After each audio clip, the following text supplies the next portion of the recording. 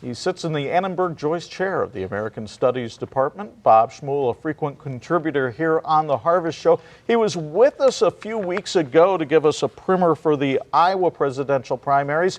He's here a few weeks later to help alleviate our confusion that has set in since then.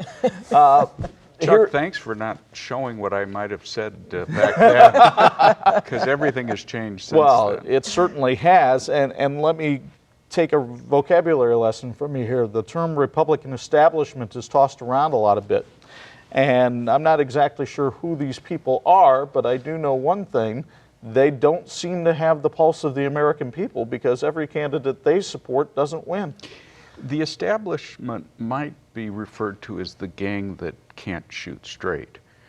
And all one has to do is look at the last week or so in this campaign. You had Mitt Romney giving his speech against Donald Trump. You had a number of them meeting in secret over the weekend. Timing is everything in politics, and certainly the Republican establishment couldn't be worse at timing. Mm-hmm. If they wanted to do anything in relation to Donald Trump, they should have started 2 months ago or 3 months ago. But all we heard at that point is, oh, he's going to implode. He's not going to go anywhere. Right. Once the primaries get going, the American public will speak and they will reject him. Well, the American public is speaking and they are not rejecting him. Who they are rejecting would be the candidates who represent the Republican establishment. Absolutely. And now we're in the situation where I think it's fair to say that the only person who really has a shot at some success would be John Kasich from Ohio. I can't see it with Marco Rubio in Florida. You look at those numbers, you look at what's happened to his campaign.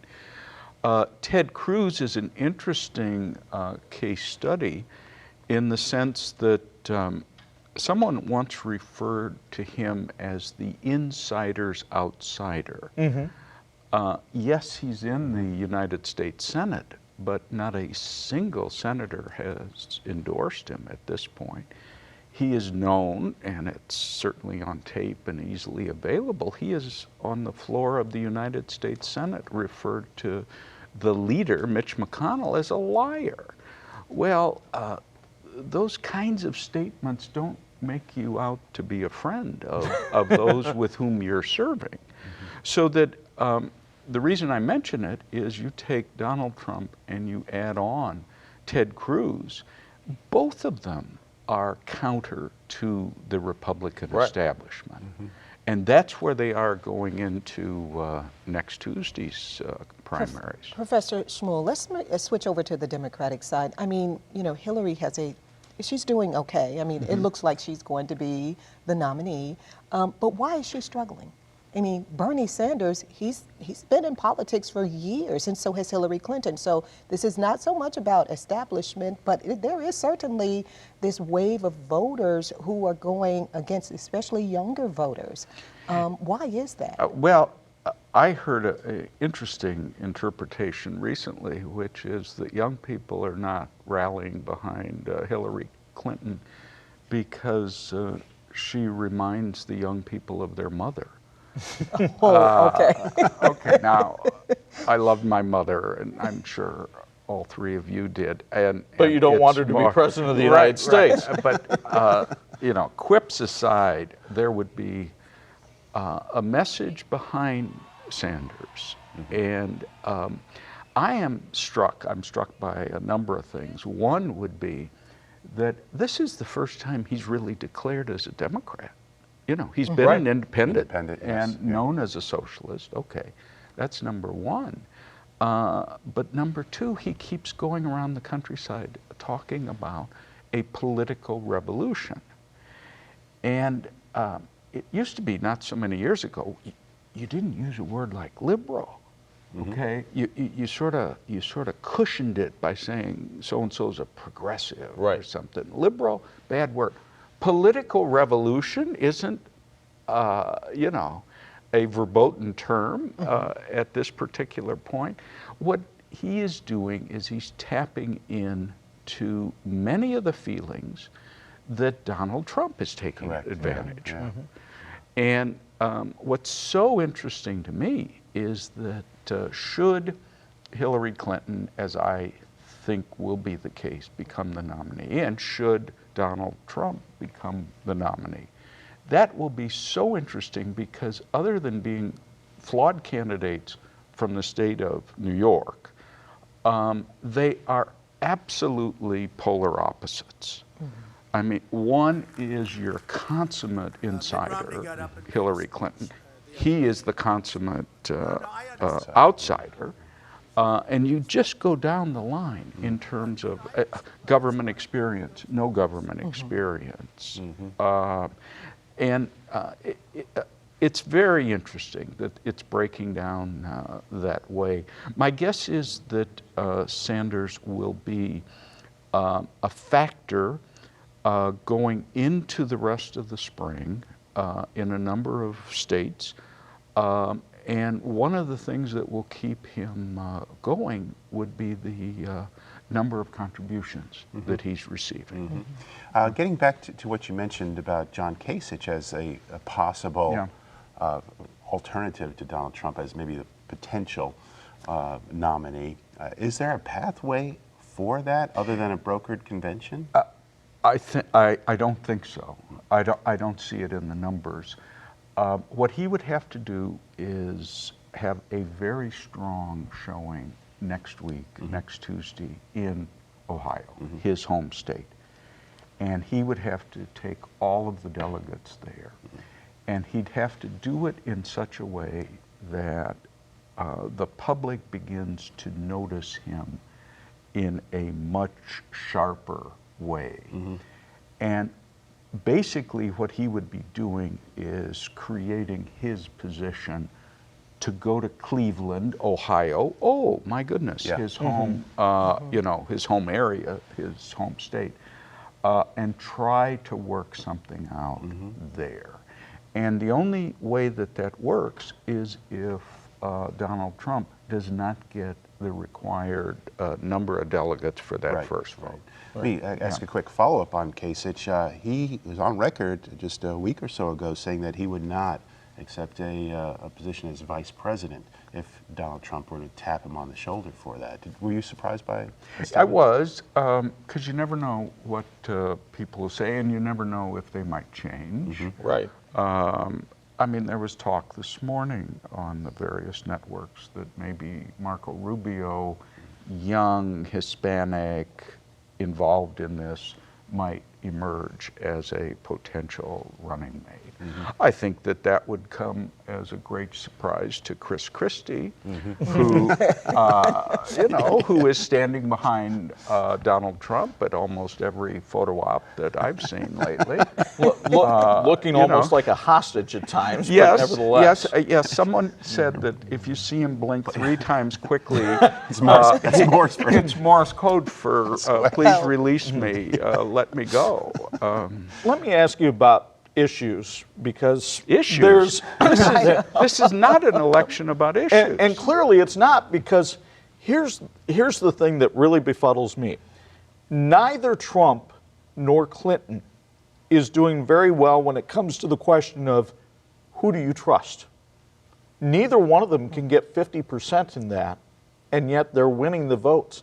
And you talked about the possibility of a Trump-Clinton election as being the ultimate insider versus the ultimate outsider, but then it's really the ultimate lesser of two evils argument, isn't it? Yeah, but we're still left with evil in that situation. And the ABC Washington Post poll that came out just yesterday puts Donald Trump ahead of Ted Cruz by 9 points. Honest and trustworthy, Trump, 45% say that, so not reaching the halfway point. understands our problems, 44%, has the right experience, 42%, right personality, 43%. Overall, his favorable rating is 46%, his unfavorable is 52. These are numbers, you know, that to me are stunning. Yeah. And you see the same thing with Hillary Clinton and whether or not she would be considered honest and trustworthy by the voters. This gets into something that probably we don't have time to discuss right now, but several years ago I went around the countryside saying that American politics were at a breaking point. I think we're there. And I think the people are saying that in the votes that they cast during these primaries and caucuses. Well, we may be headed towards a political revolution in the United States. There was certainly a revolution 100 years ago in Ireland that started up, and the professor, who would make a great party guest because he can talk about a myriad of topics, will be here to talk about his new book about Ireland and that revolution from 100 years ago, and that comes your way next here on Harvest.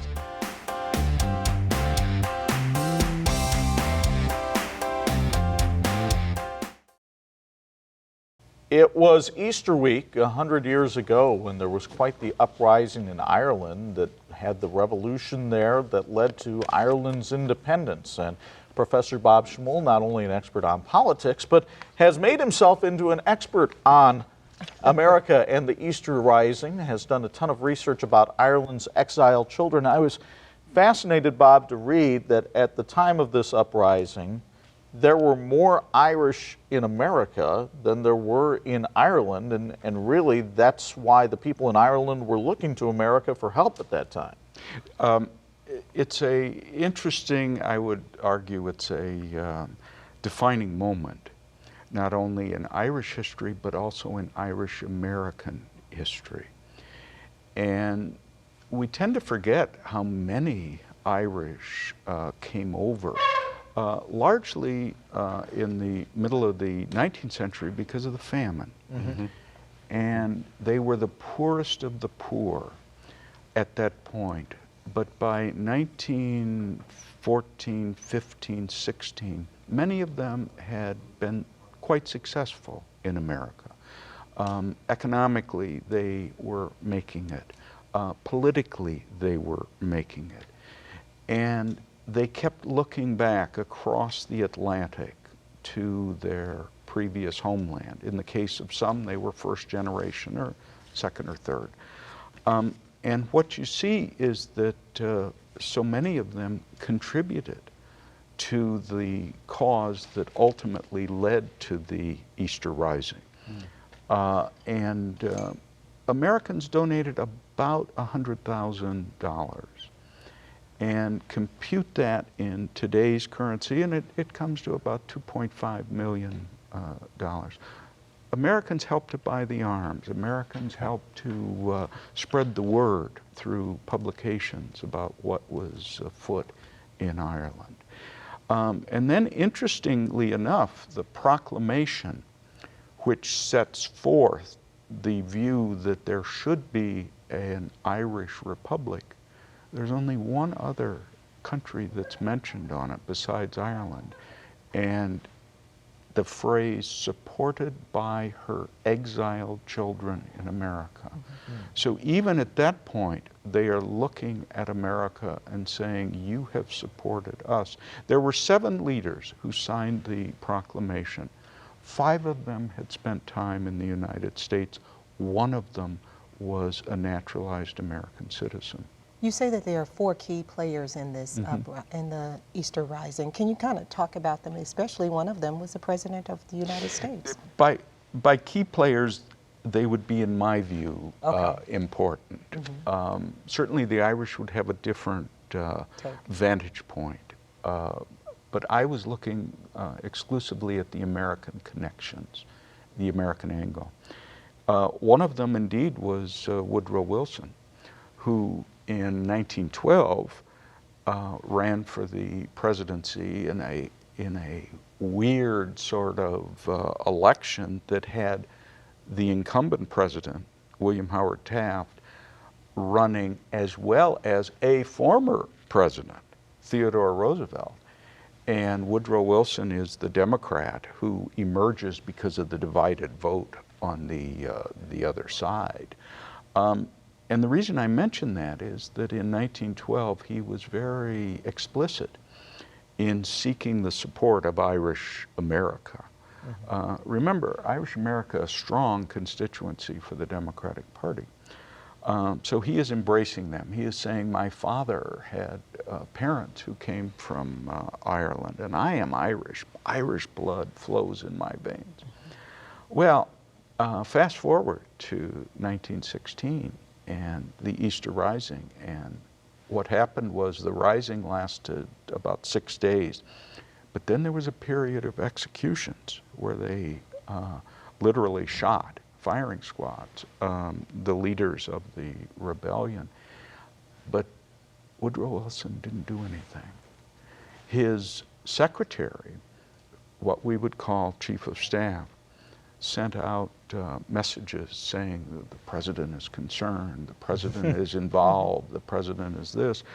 But as I show in the book, and I went through the Wilson papers in the Library of Congress, some of the statements that are attributed to him were definitely ghosted. And I'm not sure that he even saw them. Later on, it becomes even more important because there's the Paris Peace Conference, and Irish America wants him to bring up the future of Ireland, and he refuses. Now, there's a documentary out with the book. Liam Neeson participated in the documentary. In fact, even came to the Notre Dame campus as part of that. Talk about that documentary, where people might be able to see it, and I understand there's a local tie-in here in the South Bend area as well. The documentary is produced by Notre Dame, the Keogh-Naughton Institute for Irish Studies, and it's been a 5 or 6 year project. And what they did is they decided to devote 3 hours, 3 separate hours, to the sort of beginning of the rising and the planning of it, and then the rising itself, and then the aftermath. And they went all over the world, quite frankly, in interviewing people. And it is going to be on PBS across the United States, beginning later this month and then into April. I think something like 200 stations have already picked it up. And it was a chance for Notre Dame to look at the Easter Rising, the Irish Rebellion, in a comprehensive way. And it's a analytical, historical, I think, very fair assessment of the meaning and impact that it had. You would expect nothing less out of the Fighting Irish, after all. The book is entitled Ireland's Exiled Children, America and the Easter Rising.